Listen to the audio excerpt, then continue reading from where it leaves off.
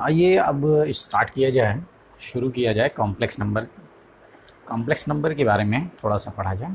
देखिए, बहुत सारे नंबर सिस्टम आपने पढ़ा होगा, बहुत सारे नंबर के बारे में आपने पढ़ा होगा, जैसे natural number, real number, integers, whole number, बहुत सारे नंबर्स हैं। तो अब उसमें हम थोड़ा सा आगे एक स्टेप आगे चलेंगे। अब हम देखेंगे कि कॉम्प्लेक्स नंबर क्या होता है। देखिए, कॉम्प्लेक्स नंबर थोड़ा सा इसको समझने के लिए, जैसे मैंने ये कहा कि ये है √4, ठीक है। तो √4 की वैल्यू जो होगी वो +-2 होगी, ठीक है। +-2 कैसे? अगर हमने ये कहा कि 2², ये जो स्क्वायर रूट है, स्क्वायर रूट ऑफ 4 है, अगर मैंने इसका स्क्वायर किया तो मुझे वापस 4 मिलेगा। फिर मैंने कहा -2², तो -2² यानी -2 × -2, ये फिर से 4 मिलेगा। लेकिन अब यहाँ पे प्रॉब्लम क्या है कि अगर हमने ये कहा कि √-4, ठीक है। तो √-4, तो जैसे √4 है तो यहाँ पे +-2 है, ठीक है। +2 इसका स्क्वायर करने पे वापस 4 मिलेगा, -2 इसका स्क्वायर करने पर आपको वापस 4 मिलेगा। लेकिन अगर यहाँ पे हम -4 लेते हैं तो -4 लेने पर हमको ऐसी कौन सी वैल्यू होगी जिसका स्क्वायर करने पर हमको -4 मिल जाए, ठीक है। अब हम ये भी जानते हैं कि अगर हम किसी भी नंबर का स्क्वायर कर दें, अगर वो पॉजिटिव है तो उसका स्क्वायर करने पे पॉजिटिव आएगा, अगर वो निगेटिव है तो उसका स्क्वायर करने पर वो निगेटिव होगा, सॉरी वो पॉजिटिव होगा वो भी, ठीक है। यानी पॉजिटिव का स्क्वायर करने पे पॉजिटिव होता है और निगेटिव का स्क्वायर करने पर वो भी पॉजिटिव हो जाता है, ठीक। लेकिन हमें एक ऐसा नंबर चाहिए जिसका हम स्क्वायर करें और वो निगेटिव हो जाए, ठीक है। देखिए, अब इसके लिए हम क्या करेंगे, यहाँ पे हम लिखेंगे √4 × √-1, ठीक है। इस √-4 को लिख सकते हैं √4 × √-1। अब ये जो √4 है इसको हमने कहा कि +-2 और ये √-1। अब ये जो √-1 है इसके लिए हमने एक सिंबल बनाया i, इसको हमने कहा कि ये i है। अब ये देखिए, इसका जब स्क्वायर रूट होगा, यानी जब हम 2i करेंगे, यानी कि 2i², तो 2i² करने पर हमको क्या मिलेगा, 2i × 2i यानी 4 × i², ठीक है। और i क्या है, 4 × √-1²। अब हम ये जानते हैं कि स्क्वायर रूट का स्क्वायर करने पे रूट जो है वहाँ से ख़त्म हो जाता है, तो ये हो जाता है 4 × -1 यानी कि -4, ठीक है।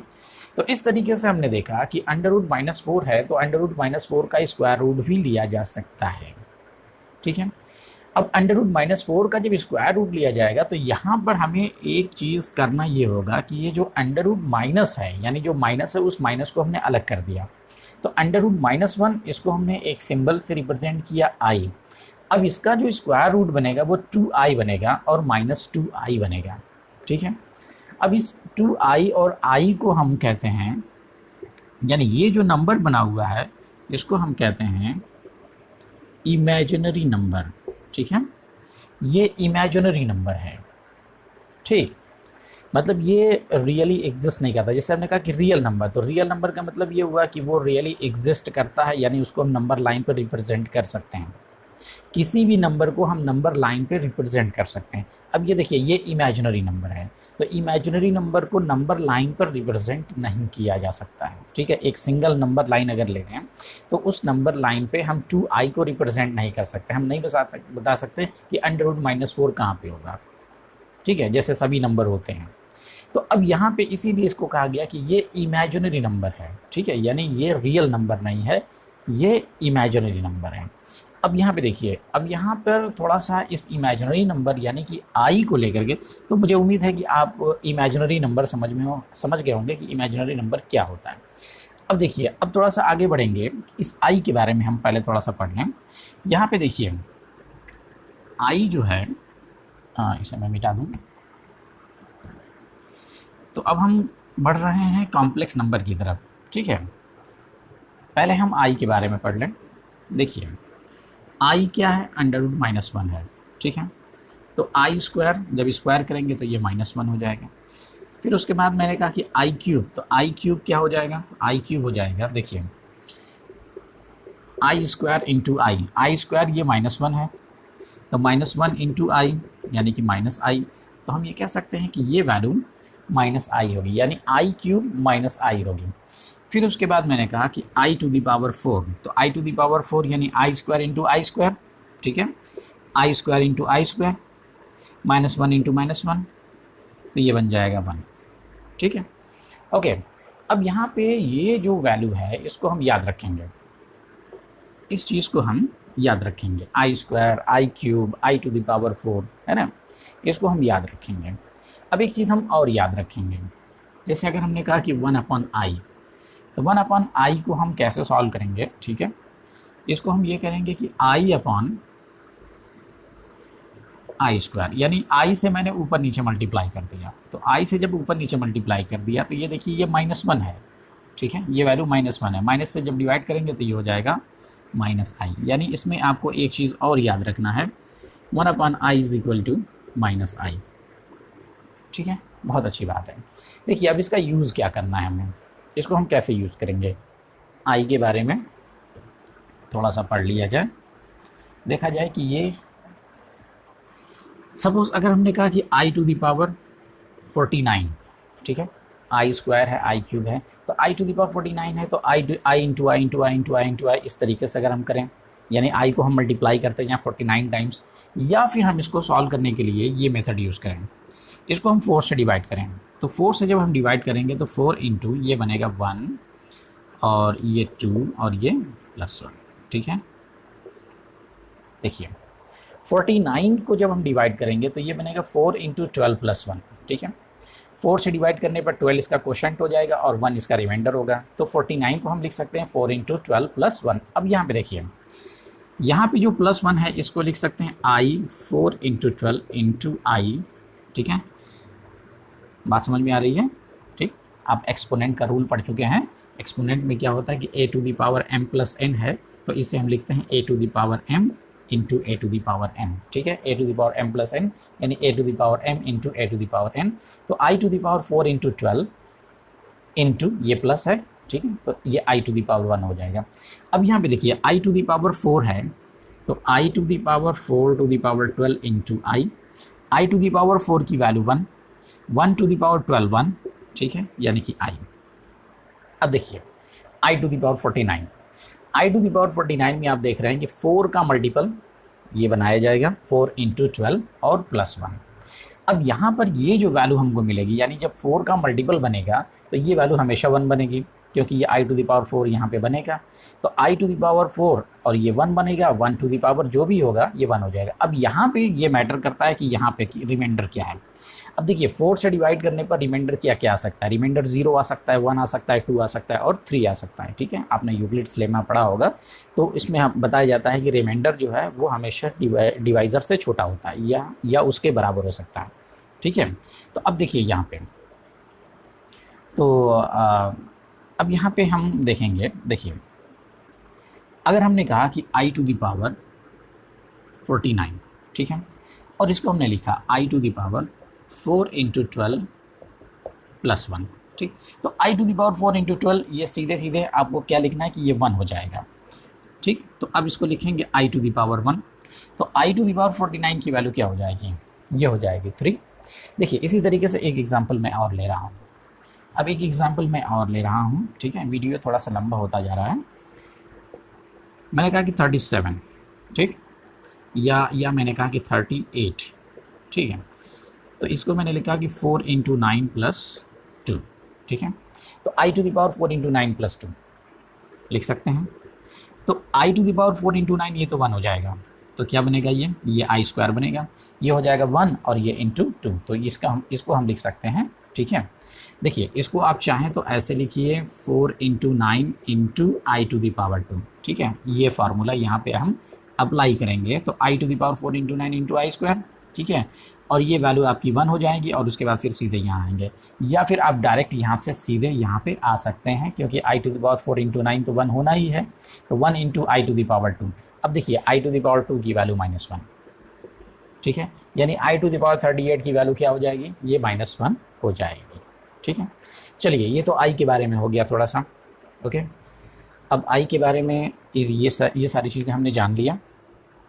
अब एक चीज़ और हम समझते चलें, अब हम थोड़ा सा चलते हैं कॉम्प्लेक्स नंबर की तरफ। देखिए कॉम्प्लेक्स नंबर, थोड़ा सा आपने इमेजिनरी नंबर देखा, इमेजिनरी नंबर क्या होता है। अब यहाँ पे मैं एक इक्वेशन ले रहा हूँ, x² + x + 1 = 0। इसे सॉल्व करना है और सॉल्व करके x की वैल्यू निकालना है। तो आप क्वाड्रेटिक फार्मूला जानते हैं, क्वाड्रेटिक फार्मूला क्या होता है, -b + -√b² - 4ac/2 है। ठीक है, यहाँ पे जो x² का कोफिशिएंट होता है वो 1 होता है, सॉरी a होता है, और x का जो कोफिशिएंट होता है वो b होता है, और यहाँ पे जो कांस्टेंट टर्म होता है वो c होता है। तो यहाँ से जब हम x की वैल्यू फाइंड करेंगे तो ये हो जाएगा -1 + -√b² - 4ac, ठीक, और अपॉन 2a, ये हो जाएगा -1 + -√, ये 1 - 4 बनेगा यानी -3, और ये अपॉन 2।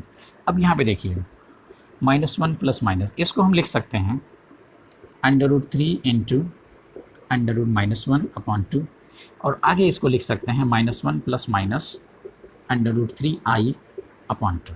ठीक है, -1 + -√3i/2। अब देखिए इसको जब हम 2 से डिवाइड करेंगे तो ये हो जाएगा -1/2 + -√3/2i। अब यहाँ पे आप देखिए, जब i इसके साथ मल्टीप्लाई होगा, यानी i किसी भी नंबर के साथ अगर मल्टीप्लाई है तो इसका मतलब वो इमेजिनरी नंबर है। ठीक है, जैसे अभी हमने देखा था 2i या -2i, तो i देखिए इसके साथ मल्टीप्लाई है √3/2 के साथ, तो ये इमेजिनरी नंबर है। अब ये इमेजिनरी नंबर इसके साथ ऐड हो जाएगा या इसमें से सब्ट्रैक्ट हो जाएगा, किसके साथ, -1/2 के साथ। अब देखिए -1/2 एक रियल नंबर है। ठीक है, -1/2 एक रियल नंबर है, √3/2 ये इंटू आई ये इमेजिनरी नंबर है। अब देखिए जब रियल नंबर और इमेजिनरी नंबर का कॉम्बिनेशन आएगा एडिशन या सब्ट्रैक्शन के साथ, ठीक है, यानी एडिशन और सब्ट्रैक्शन ऑपरेशन के साथ अगर रियल नंबर का कॉम्बिनेशन इमेजिनरी नंबर के साथ आता है तो इसी नंबर को कहा जाता है कॉम्प्लेक्स नंबर। ठीक है, ये कॉम्प्लेक्स नंबर हो गया। तो कॉम्प्लेक्स नंबर फाइनली जो होता है उसको z से रिप्रेजेंट करते हैं। ठीक है, और ये किस फॉर्म में होता है, ये होता है a + ib। a यहाँ पे रियल नंबर है और b यहाँ पे i के साथ है, इसलिए ये इमेजिनरी नंबर है, और इस पूरे कॉम्प्लेक्स नंबर को z से रिप्रेजेंट करते हैं। ठीक है, तो यहाँ पे हम लिख सकते हैं कि रियल ऑफ z, ठीक है, यानी RE ऑफ z। तो इसका मतलब ये हुआ कि इस कॉम्प्लेक्स नंबर में, यानी ये जो कॉम्प्लेक्स नंबर है इसका जो रियल पार्ट है वो क्या है, रियल पार्ट है a। ठीक है, और इसके बाद लिखा जाता है जैसे IM, ठीक है, इमेजिनरी ऑफ z, वो क्या है, ठीक है, oh sorry, imaginary of z यानी कि b। ठीक है, देखिए अब यहाँ पे जो कॉम्प्लेक्स नंबर है, ये यहाँ पे 2 कॉम्प्लेक्स नंबर है, एक प्लस के साथ एक माइनस के साथ। अगर मैंने इसको प्लस के साथ लिखा 1/2 + √3/2i, अगर ये एक कॉम्प्लेक्स नंबर है तो इसका रियल पार्ट क्या है, रियल ऑफ z -1/2, और इमेजिनरी ऑफ z यानी i के साथ जो लिखा हुआ है वो इमेजिनरी नंबर है, यानी कि √3/2 ये इमेजिनरी नंबर है। ठीक है, ओके। तो कॉम्प्लेक्स नंबर हमेशा a + ib के फॉर्म में होगा, इसमें एक रियल पार्ट होगा और एक इमेजिनरी पार्ट होगा। ठीक है, तो हमने देखा कि i क्या होता है, i का पावर क्या होता है, i रियल नंबर के साथ मिलता है तो क्या बनाता है, ठीक है, एक इमेजिनरी नंबर बनाता है, और इमेजिनरी नंबर जब किसी रियल नंबर के साथ मिलता है तो वो एक कॉम्प्लेक्स नंबर बनाता है। ठीक है, तो फाइनली हमने समझा कि कॉम्प्लेक्स नंबर क्या होता है, यानी कोई भी नंबर जो इस फॉर्म में लिखा जा सकता हो वो कॉम्प्लेक्स नंबर होता है। अब यहाँ पर ज़रा एक चीज़ आपको गौर करना है, जैसे मान लीजिए कि मैंने कहा 5, ठीक है, तो 5 एक नेचुरल नंबर है, ये होल नंबर है, ये इंटीजर भी है, ठीक है, और ये एक रियल नंबर भी है, तो क्या ये कॉम्प्लेक्स नंबर भी है, ठीक है, तो इसका जवाब है हाँ, ये कॉम्प्लेक्स नंबर भी है। क्यों? क्योंकि हम इसको लिख सकते हैं 5 + 0i। ठीक है, 0 इंटू आई ये 0 हो जाएगा। ठीक है, और 5 के साथ ऐड होकर के वापस 5 बनेगा। यानी किसी भी रियल नंबर को हम इस फॉर्म में लिख सकते हैं, ये जो a + ib है इस फॉर्म में लिख सकते हैं। तो इसका मतलब ये हुआ कि जितने भी नंबर हैं वो सब के सब कॉम्प्लेक्स नंबर हैं। ठीक है, बात समझ में आई? यानी आप ये जानते हैं कि natural number is a subset of whole number, यानी सभी नेचुरल नंबर होल नंबर होते हैं। And the whole number is a subset of integer, यानी सभी होल नंबर इंटीजर होते हैं। And integer is a subset of, एक क्यू आता है रेशनल नंबर। ठीक है, and Q is a subset of real number. ठीक है, यानी सभी नेचुरल नंबर होल नंबर हैं और सभी होल नंबर इंटीजर हैं और सभी इंटीजर रेशनल नंबर हैं और सभी रेशनल नंबर रियल नंबर हैं। अब आगे ये बढ़ेगा कि सभी रियल नंबर कॉम्प्लेक्स नंबर हैं। ठीक है, इसे सी से रिप्रेजेंट करेंगे, यानी सभी रियल नंबर क्या हो गए? कॉम्प्लेक्स नंबर हो गए, क्योंकि सभी रियल नंबर को हम a + ib के फॉर्म में लिख सकते हैं। हम यहाँ पे बता सकते हैं कि इस कॉम्प्लेक्स नंबर का रियल पार्ट 5 है और इमेजिनरी पार्ट 0 है। ठीक है, ओके। तो अब हमने क्या क्या देखा कि इमेजिनरी नंबर क्या होता है, इमेजिनरी नंबर कैसे कॉम्प्लेक्स नंबर बनाता है, और हमने ये जाना कि जितने भी नंबर होते हैं वो सब के सब कॉम्प्लेक्स नंबर होते हैं। ओके, चलिए अब यहाँ पे बात ख़त्म हुई कॉम्प्लेक्स नंबर की। ओके, अब हम नेक्स्ट वीडियो में देखेंगे कि इसका एडिशन, सब्ट्रैक्शन, मल्टीप्लिकेशन कैसे होता है। ठीक है, यानी अलजेब्रा ऑफ कॉम्प्लेक्स नंबर। ठीक है, थैंक यू वेरी मच।